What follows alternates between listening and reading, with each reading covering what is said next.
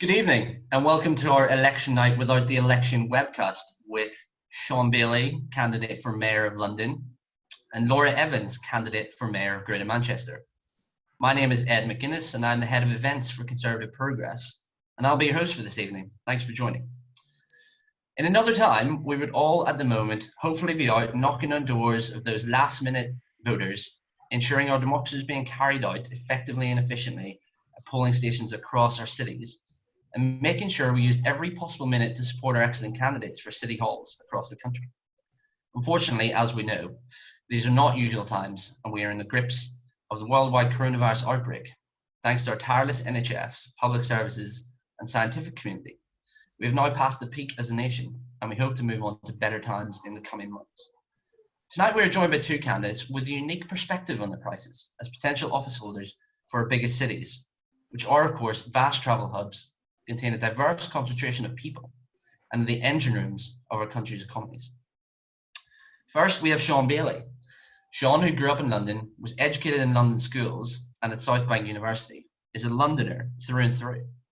Shaun stood for Parliament in Hammersmith in 2010, during which his campaign was hugely focused on issues surrounding families and social responsibility, a passion he has brought to his London mayoral campaign. In terms of policy, Shaun has worked for the Centre for Policy Studies and was an advisor to David Cameron on youth and crime. In 2015, Shaun was elected to the Greater London Authority and has consistently and impressively held City Can to account for almost 5 years. I suggest you look at some YouTube videos of this if you've not done so already.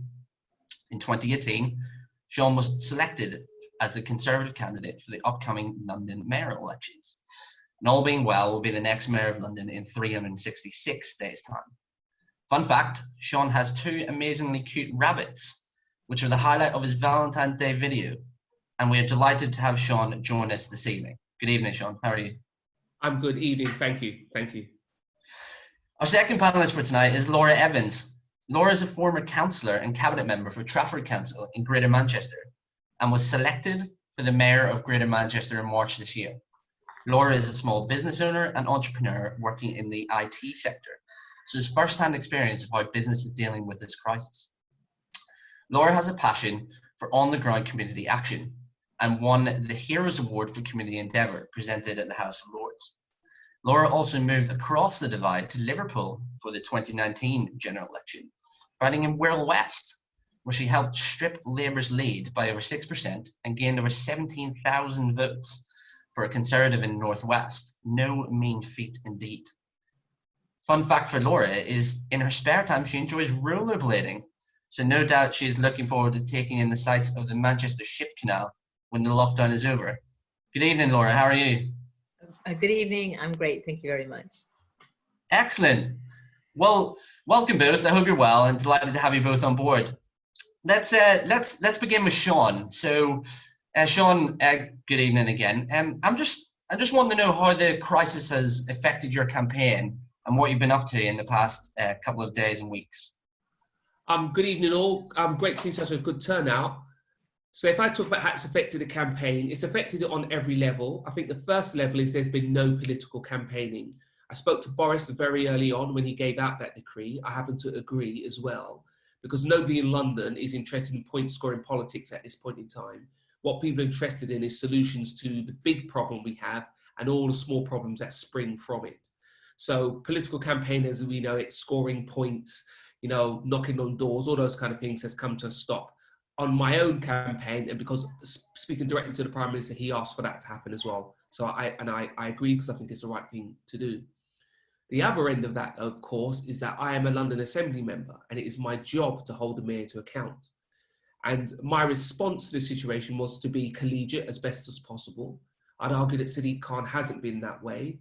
So every now and then I've had to draw a big contrast between what he's saying and what he's doing, because again, it is my job, but I've tried to do it in a non-partisan way. And that's, for me, that's how it's really affected what I do on a day-to-day basis, how partisan I am when I'm holding the Mayor to account. I've tried to avoid that. But of course, the real impact has been, would have been polling day today. That hasn't happened. I didn't get up at the crack of dawn and get out the vote and continue to do that all day. I haven't been delivering leaflets and I haven't been doing public meetings in a physical sense. I've been doing them in a virtual sense. that's the real sort of changes. Great. Well, thanks so much for that update, Shaun. And Laura, I guess the same question to you in terms of how you found the crisis impact your campaign over the last couple of weeks. Yes, well, it has been quite, obviously, quite difficult. The campaigning, as Shaun rightly said, has stopped, and rightly so. But on the favourable side, I've now gained a year. That's a good thing. So I will be able to campaign for a lot longer. I think what it's really managed to do is embed me. So in the sense that I've been able to really work with our newly elected MPs. Many of them are my friends anyway. We were on the campaign trail together before, and so whether it be Bury or Bolton or you know, all of the regions, Altrincham and Sale West, all the MPs that I've have been newly elected, we've been speaking to each other a great deal. We have a lot of meetings just like this. And then more than that, probably in some respects, is our leaders, the Conservative leaders in Greater Manchester. So I probably found myself be able to have a lot of meetings with them that you wouldn't have been able to have in such a short campaign. And then we're all pulling on the same oar, and equally so trying to work so that we deliver for the region. Not trying to point score. There are things like, as an example, we had the tips. There was a great feeling that everybody wanted the tips opening. David Greenhalgh, actually in Bolton, the leader of Bolton Council, was very keen to get that done, as were the rest of us. We got a group decision, we worked together, we went to press on it, and we got them opened.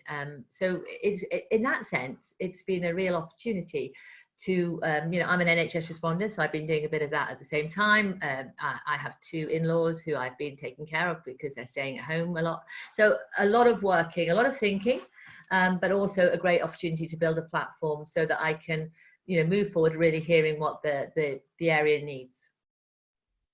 Thank you both for that. It seems that the huge advantage has been working with government, with a collegiate approach to try to, gain success for both your communities. So it's really good to hear that. And then Laura, just continuing with you, how do you see the crisis and how it maybe has shaped your views moving forward, or whether it might change your outlook on your campaign, or whether it's actually solidified the views that you had before, and how that can strengthen your campaign sort of moving forward? Well, it's changed everything, hasn't it? And if you haven't woken up to that fact, then you've obviously sadly mistaken.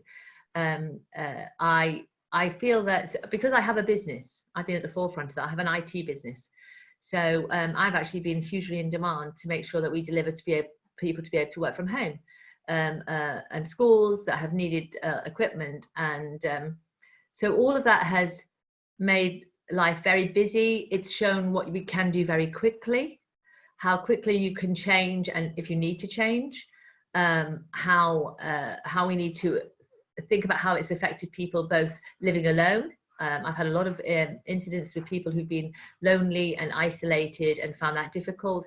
So there's a whole spectrum. There's just not. So on the business front, I've had to think quickly, devolve, work it out, move forward, take care of my staff, make sure that we've got the screens, make sure that we're working right, smart, and delivering best, perhaps longer hours, changing the way we operate.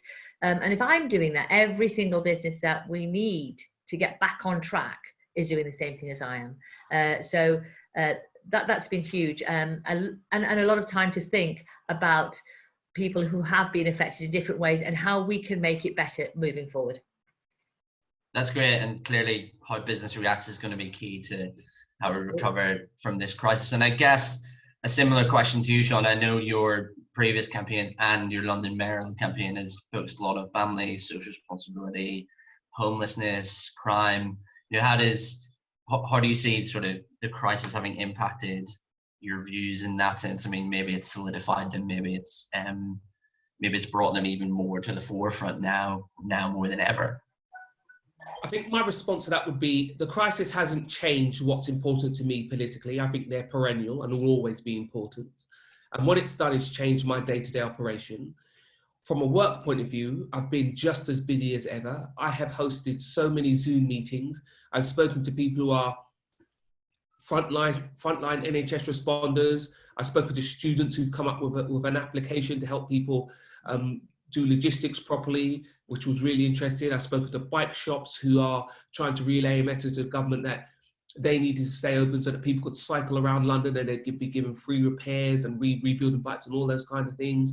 I've spoken to businesses that have reconstituted their business away from being restaurants into being food providers, all manner of things. I done work with my local church to deliver to some of our more vulnerable local people, help some of our local youth groups who were in the first instance delivering and then contacted me around advice if it was safe to consider delivering, and I advised them to stop. Worked with another group who found a safe way to support people. There's been lots of goings on in that case on a local level, and also what I would call mining for information. Because of my status in London, it means I have quite a direct line to CCHQ number 10, and it's my way of bringing back very street level intelligence, because at this point in the political cycle and also the life of the country, more importantly, that's very important. So I've been doing that. From a campaigning point of view, although that stopped, I have been running a number of meetings with associations across London in the same way that we're meeting now. And I've done Ealing and Croydon and all sorts of places across London where people are speaking to me, A, about what they believe their political priorities will be going forward, and B, asking me what I'm doing to hold the mayor to account, and I'm sure we'll come back to that today. So I've been doing that as well. And from a personal point of view, I have had a very crazy last 2 years. So to spend this time at home with my children, my wife, has been really quite nice on one end, except for the little conundrum of homeschooling. Most of you watching this now, school's a long distant memory for you, and probably children are in your future, but let me make this quite clear. Homeschooling is tough, and I have a new admiration for teachers, because it's been very tough to be very busy with my London work and my London Assembly work and have my children in the background screaming and shouting and fighting over maths homework. But we've managed to make it work as a family. And for me, that's been the most immediate changes that the outbreak in London has made for me. Yeah, that's great. And you raised an excellent point about education and how that sort of moves forward during this crisis. I think it'll be a key area that the government will have to focus on moving forward. And just on that, Shaun, London's had devolution for a long time. We've had a devolved mayor for much longer than a lot of our other major cities. And do you see that as an advantage when it comes to this sort of crisis, and generally sort of I guess you're positive on the whole sense of devolution and the fact that it makes the city a bit more nimble, but where do you see the advantage of having that elected mayor and devolution when it comes to dealing with huge crises like these and other things that London and other major cities experience that might be different from other parts of the country? I would argue the concept of having a mayor gives you much more reaction. You're much fleeter of foot when things happen. And Manchester and London, Birmingham, Liverpool, all these places, we are unique in our administrative needs because of our size, our geography, our transport networks, all of those things. So having this level of regional government is important. In London, currently, it's been failed. Our mayor has been very busy hiding behind national government decrees. And my take on it would be, as the mayor of London or anywhere else, you should always be arguing a case that you are a special case. If you take transport, for instance, London is enormous, and many Londoners travel great distances every morning. Some 10 million people use our transport network every weekday. The idea that you could just close that network down and it wasn't going to have any effect was ridiculous to me. The fact that the mayor has not provided PPE for his own staff, and at this point I think we've lost 35 members of those staff to COVID, is another example how at this level of government, decisions that could have been taken, which you have the right to take and the money to take, have not been taken because there's been no leadership, there's been no responsibility taken for London. And so whilst the concept of this level of government is very good, I'll give you a tangential explanation around that. If you look at Crossrail, for instance, we've been talking about Crossrail since the 60s, never happened. The minute we had a regional mayor, it was on the table. The fact that this mayor has failed to deliver it is a whole other conversation. But the point is Crossrail will arrive at some point because you have someone who has a strategic look across all of the boroughs of London. And I think that's very useful, very powerful. And I think the current mayor could have done so much more in the situation we're in now. And most of the things he's done, somebody's had to drag him to the table, which has been unfortunate. Thanks so much, Shaun. I mean, that's a great point about how, you know, we really do need some change here in London. And I guess to you, Laura, I mean, Manchester's had a devolved mayor for a number of years now, but obviously less than in London. But I guess some similar advantages are also apparent having an elected mayor in Manchester as well. Yes, I think that the concept is a great concept. I'm not sure that it has necessarily worked out that way. In my particular case, it's far too politicized. We've seen that hugely over this time.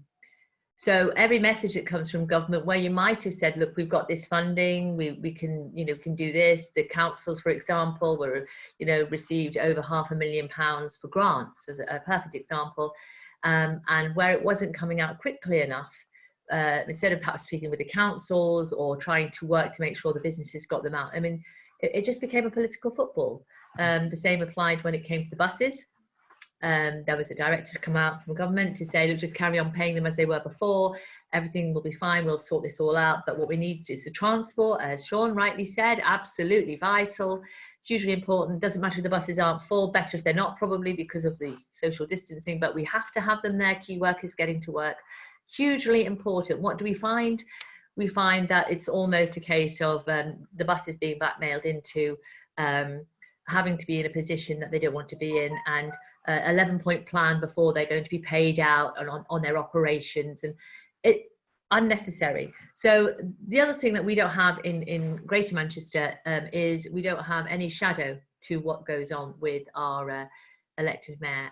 So in that sense, it's a very closed shop. I find that quite difficult and something that, so at a time when we should have been pulling together, at a time when we're in real crisis, and I don't use that word lightly because I tend to feel it's a word that's used too much, but you know, I wake up every morning and I still can't believe where we are. So it is quite, you know, quite difficult. I find that every time that anything is done, it's politicized. So that is something that I don't welcome, and something that really shouldn't be happening. But we are where we are with that. Ed, can I just say another comment as well? Absolutely. Laura's comments remind me of why the London Assembly is so important. Yes, on the London Assembly, we have more than our fair share of politics, but my Labour members, Green members, Lib Dems, UKIP, everybody, we will act together collegiately and often take on the mayor as an assembly, back office stuff, and also public as well. Less frequently publicly, obviously, but it is done. And I think the layout we have in London and Assembly does allow us to have more challenge to the mayor than maybe happens in Manchester. And for anybody listening to this who isn't a Londoner, let me just give you a few stats to make you understand the enormity of what goes on in London. There is more people in London than there is in Wales and Scotland put together. I want to think that out for a second. If London was a European nation, we would be around the middle for population. Now, these are the sort of numbers and things that we're having to look at in London. The Mayor of London's budget, not including the extra he was given for housing, is 18.5 billion plus annually. So the level of scrutiny is very important. So when Laura says that things are over politicized and it can stop the administration of a given area, that becomes very important. So devolution is important as long as it has the right mechanism to make it work. Everybody on the Assembly would argue that we could do with a little bit more devolved power, and I would agree with that. But in Manchester, I see that you probably have even more trouble than we do down here in London. Yeah, that's a really good point, Shaun. And to Laura, I guess having those extra Conservative MPs in and around Manchester now helps sort of mitigate that to some extent. But I guess your view is that a GLA style administration would be a good thing for Manchester. Yes, I think when it was, I've always thought that. I think accountability for everything. So it almost feels like an ivory tower you can't get in, and decisions are made for the region, just made for the region. One of the examples is you'll have a consultation, it will go online. It might be a consultation that affects older people. So they're not online, for starters, there's your problem. And then the other thing is you have a situation where it might be 2,000 people who responded, which is actually a pittance to the amount of people that should, and it's done in 6 weeks. So how do you say to those people, how do you account for that? How do you go back and say, well, this isn't just good enough? You know, it's not scrutinised enough, and it's a very Labour stronghold. So, but the MPs make a huge difference, don't get me wrong, and we are working all the time, and the councils, all of the Conservatives in Greater Manchester have their eyes and ears open. We are working very well together. It's a much more entrenched, solid position than we've ever had before. Because I was a councillor in Trafford, we now reach out all the time and have a lot of cross-party work, but also we work together as fellow Conservatives in the whole region. It's so I'm very hopeful. It's good. That's good to hear, and still clearly a bit more work to be done. So we've had a lot of really good questions through on the chat actually. So I think we'll move on to that sort of section.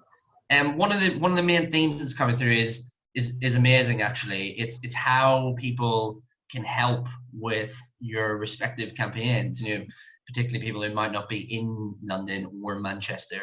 And obviously this also applies to other regions as well. So other areas where elections are happening. So what's the best way, I guess at the minute it's quite difficult to knock on doors and things, but what's the best way that activists can support you either now or when things sort of ramp up again in the future?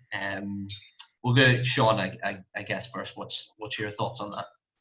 I think the first thing I'd say is allow people to be Conservatives. You will know as younger people that to be a Conservative these days, you are actually a rebel. I mean, I did a university deal just before I tried to be selected, and I was surprised at the amount of closet Conservatives would walk over and say, no, don't tell me when I vote Conservative, or you were right, Shaun, you know, the Conservatives are right. I think the first thing you do is support other young Conservatives online, because they're regularly monstered by people who are trying to terrify them out of the political and public space. So that's the first thing. The second thing I'd say, again, online, is to support people who are in elected places or trying to be elected. It's a very important thing, because a lot of the confidence felt by other political parties is the fact that they have online mobs, and you have people who want to express themselves and just can't. I spoke to a young girl the other day who said to me she has a false online persona so that she can express some of her Conservative views without being personally attacked.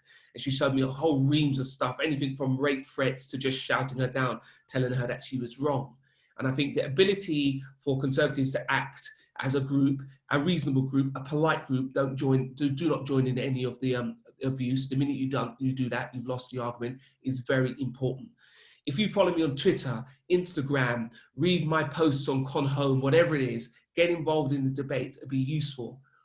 I met an older lady, maybe a year ago now, who'd been following me online, and she had a lot to say when I met her face to face. But when I went back and looked at her Twitter profile, what she had been doing is taking on people who were trying to monster me online, which was incredible, really incredible for her. And she used the words keyboard warrior. She absolutely was a keyboard warrior. So why don't you do that?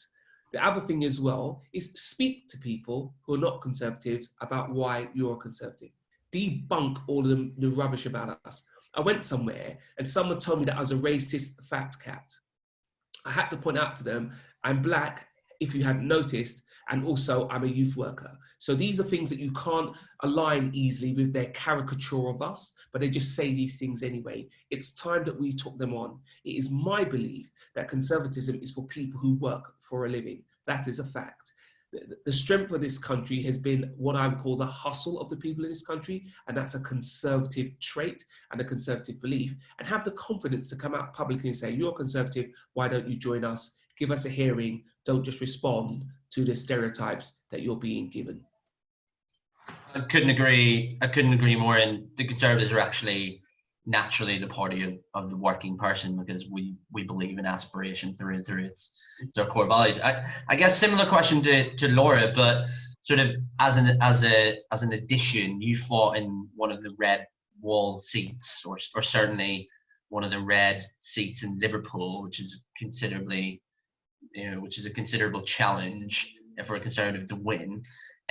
What sort of lessons did you learn from there during your campaign as well, in terms of how we can win as Conservatives in traditionally sort of Labour fortress cities around the country? Great answer, Shaun, by the way. Everything you're saying, I absolutely agree with. So I also stood in Liverpool Walton, in 2017, which is, was quite tough. But I do find I don't go out to, please follow me on Facebook. Please follow me on Twitter. Instagram would be great. I really need the followings. I really want to share some of the stuff I'm putting out there. I'm on LinkedIn as well. I'm very proud to be a Tory. My business has on our website that we are a conservative business, and we haven't had our windows smashed in, which is kind of handy. But on the whole, I try to never get into war on Twitter or Facebook. What I really do is I have a small following of, I don't know, I think it's my glasses and the fact that I self-dyed my hair pink recently just because I didn't have anything else to do and the roots were coming through. I have a following of people who tend to meet me up at conference. But if you wanted to come and campaign with me, I would absolutely be delighted. And if you have a university that would like to see a Conservative in its walls that hasn't, normally been allowed to get in there, or is, I will come to any of those events, schools. I've spoken to lots of schools, as I say, universities. I speak at a lot of groups for the over 60s where, I go in there and just talk about why I got into politics. I don't necessarily have to tell them why I'm a Conservative, but when I leave, they always say they vote Conservative, which is great. So, and I never ever take them on when they troll. If you look at our recently elected MP, Deanna Davis, she's had a lot of abuse online. She's young. She's got a lot to say. She's passionate. I know her, and she's had even today I think she put a comment out like, wow, it's been a little bit heavy on this Twitter today, with some of the comments. Now I personally never respond back to anything like that, but I really welcome positive messages. There's a lot of positivity that we should be talking about, and this particularly is not the time. But anybody who wants, you just get a hold of me and you tell me if you want me to go anywhere. It doesn't even matter if it's not in Greater Manchester. I believe that narrative needs to go out across the country, and I'm prepared as soon as we're allowed out of lockdown to get out there and to talk to everybody and anybody in a way that makes them realise that we are the party of the workers. I was born deaf with a speech impediment, but I sound like that. Was it Jeremy Hunt? I'm an entrepreneur. But I was, so I haven't come into this world easily with everything given to me. I've made it myself. I've had the ups and downs, and so I really get when you're in a hole how difficult it is. But I also believe that the only way to get out of that hole is to help people out. So help them up, not necessarily hand them out. So anyway, that's my bit. Yeah, that's great, Laura. And just for everyone out there, I know there's questions in the chat about social media and things. Both Shaun and Laura's social media details will be shared by Conservative Progress on our Twitter after this, so you can retweet and follow. It's also be shared on our Facebook pages as well, so we can get the message out there. Another question we've had in from Verity is, we hear there's a lot of reports about the impact the crisis is having on frontline workers' mental health. Obviously, you both have great credentials working in your various communities. What sort of support do you have? What sort of support do you think we need to build now for workers in the communities? And very kindly, are you both okay? Actually, you both okay in this crisis? Shaun first.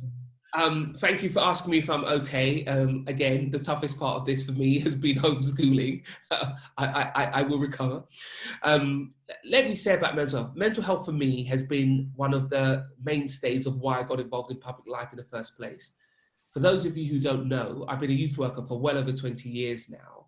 And I came to mental health quite early on, because when you deal or the young people in tough situations, their mental health very quickly becomes under pressure.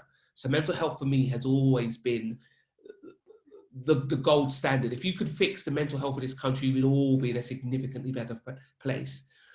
And I think the thing I'm concentrating on, and this goes for frontline workers as well, is about resilience and the ability to tell someone quickly if they feel under any sort of stress. Most people's mental health can be guarded more easily if it's guarded early.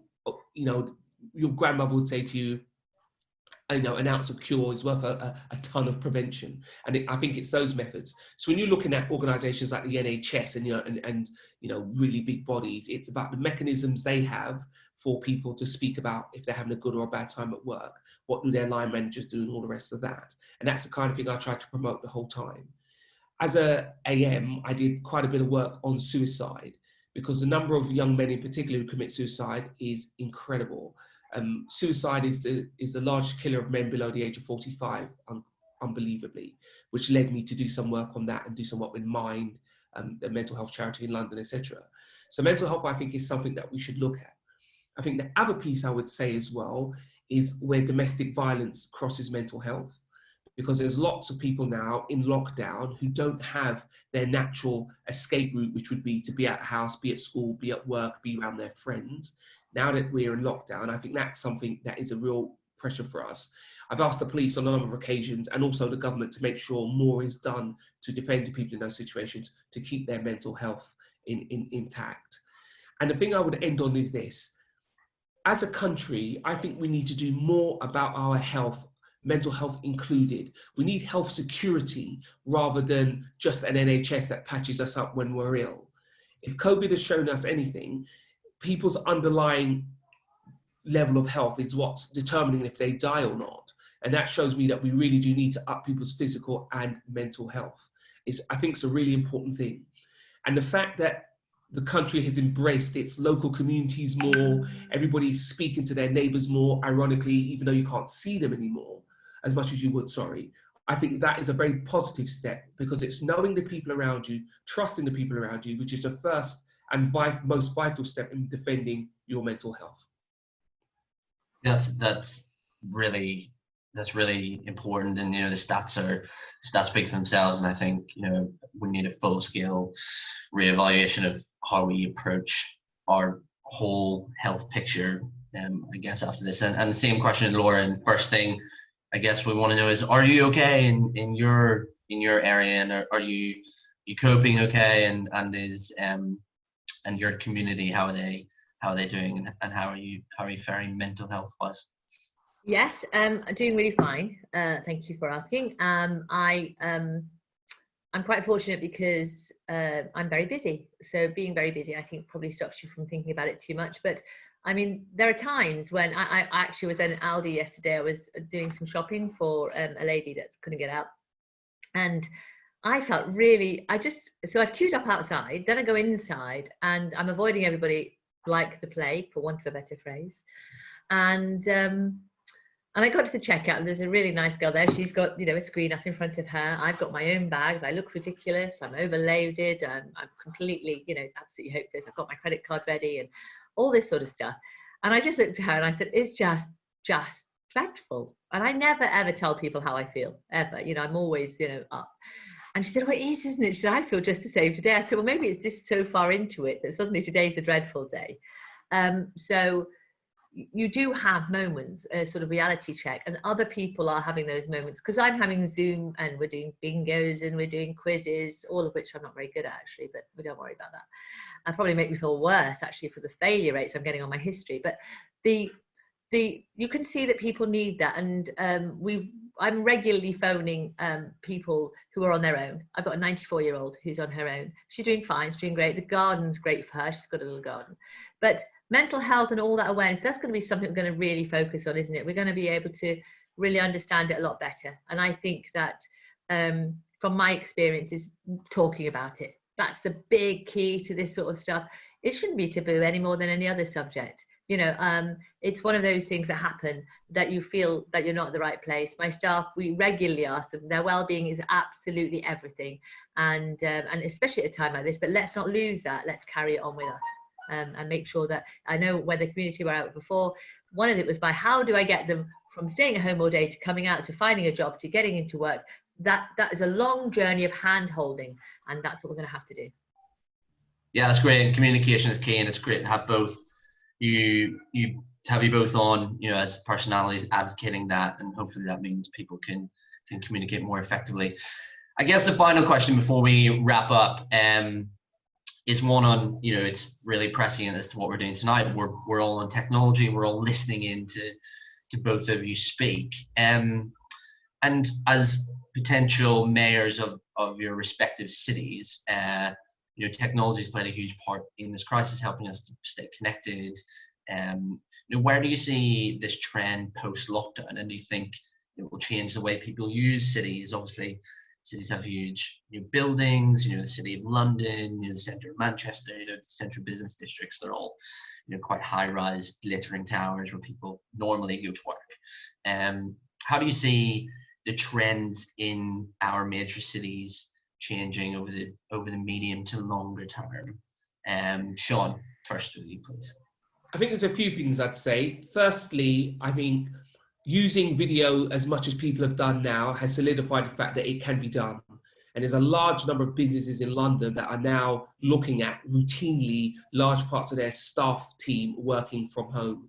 I spoke to one person who runs a very big lawyers firm who said he cannot imagine everybody being in the office the whole time anymore.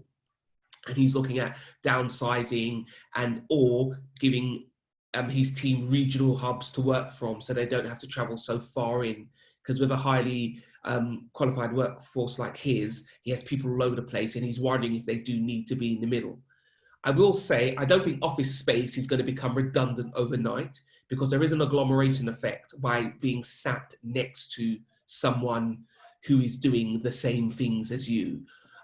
Many of your members will be young entrepreneurs and will work in shared office space, and will realize much of their business development and their idea development has been the fact that they're around like-minded people. And that will always be the case, I believe. It's just whether to which extent.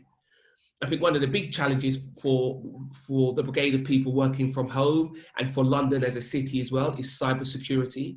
I spent a long time speaking to a number of the businesses in London that do cybersecurity, and anything from asking their staff members to sign up as police specials in a specialist cybersecurity unit is something that I'm looking at, because I think cybersecurity for London is a big deal. Fraud is a humongous part of the crime that goes on in London, particularly online fraud, and we need to do something about that. But there's a whole other end, the more personal end for us about politics. I would ask your members, how do they think we can use our newfound digital skills to attract members? I'm looking at the comments here, and there's a very strong comment about associations struggling to have capacity year round. I think we need to find ways of inviting people to join us in the Conservative Party to campaign. I think one of the ways I have been doing that with my, what we're calling town hall meetings, it means you can speak to your members face to face, large numbers of members as well, and not just use them as fodder to deliver leaflets. People are engaged in proper political debate, and they're able to change my politics. And on 2 occasions, I've had 2 separate people who I'd probably never have met give me good, solid policy ideas that they will see in my manifesto. One of my greatest feelings about the Conservative Party is that we have a great brain trust, and the use of technology means we'll be able to get our hands on more and more of that brain trust. And I think it's for us to go out and use technology to grow our numbers, to support our associations, and to bring those good ideas right to the top table. I see one of my jobs as making sure I bring good ideas from people such as your members, association members, right to the Prime Minister's door. I've started that from the very beginning of my career, and all I intend to do now is accelerate that process. Yeah, and as a grassroots organisation, Conservative Progress really buys into that and endorses that step and that attitude of really valuing our activists and our members, not just as people who deliver leaflets, but as people who can really add value to our party and are the backbone of our party. And I guess same question to you, Laura, in terms of how you think technology is going to influence influence business in Manchester. I guess you have a unique perspective working in IT as well, and as a small business owner. Yes. So I hope that, I think that we will be working more from home. I think our high streets have suffered for a very long time. I had a view a long time ago when I was the executive member that the high streets should be integrated to where people live. So I think that we have a dire need. The Greenbelt issue in Manchester is absolutely enormous. And the building on it is phenomenal. And now we've really been shown that perhaps we should rethink about our whole high streets, our whole businesses, and how they operate and how they work, and what we can do differently within that, whether we can turn them into homes. And that should be something the government should push through quickly. It's something I would be looking for. How easy can we change the planning so that we integrate the towns and the home space is better? This will free up enormous amounts of Greenbelt. And I just don't think that the high streets are going to be the same anymore. I don't see that as a bad thing. I just see it as different. And this is why we should have a whole strategy moving forward about what it really means, given where we are today, how we're going to change it and operate differently, and probably cause a catalyst in the high streets, a catalyst in technology, a catalyst that I used to repair fax machines years and years ago. If I hadn't evolved from fax repairs, they were like £1,500 when you bought one then. It's all about evolving. And so this is going to be an opportunity to evolve and to think differently, and technology is going to be enormous, and cyber security is absolutely essential as well. So and for all sorts of reasons, we'll be trading and doing things differently, and I'm very happy to be at the forefront of that. So that's great. That's a hugely important point to wrap up on, in terms of the importance of technology, how we will move forward, and how the economy will change after this, but we can move forward and manage it successfully. Laura, that was a really important point to end on, just in terms of, cybersecurity is going to be hugely important. Technology is going to really shape our cities and our country moving forward, even before this crisis. And, making a success of it is something that will be hugely important moving forward. Unfortunately, we've come to the end of our webinar for this evening. Can I just say one thing? Yes, Shaun, of course. Everybody's asking how they can help. When the time comes, Laura and I would love to have as many of you as possible bus yourself to her election or my election and help us on the doorstep.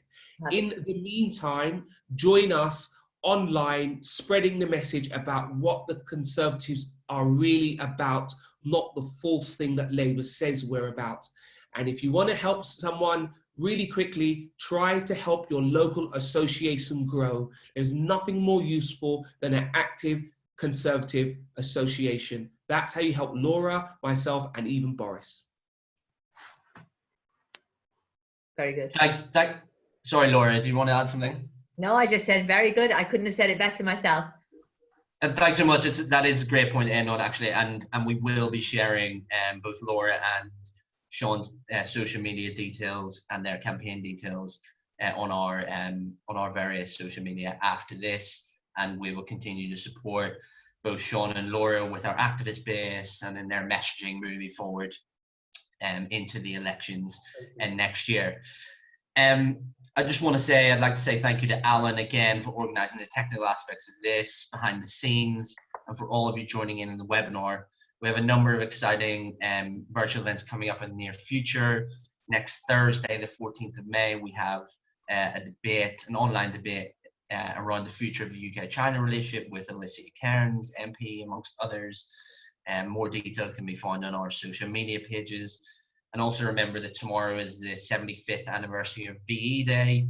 There's a whole raft of programs on the BBC and elsewhere to commemorate this event, including an address by Her Majesty the Queen at 9 p.m. At this stage, if we were in person, I would ask everyone to applaud our wonderful panelists, but I hope you won't take offence if we save our applause for this evening for about 10 minutes time for our wonderful, fantastic NHS, care workers, and those involved in the frontline fight against coronavirus. All that remains for me to say is thank you to both Shaun and Laura, and I wish you all well and a safe bank holiday from Conservative Progress. Good evening. Thank you very much. Thank you.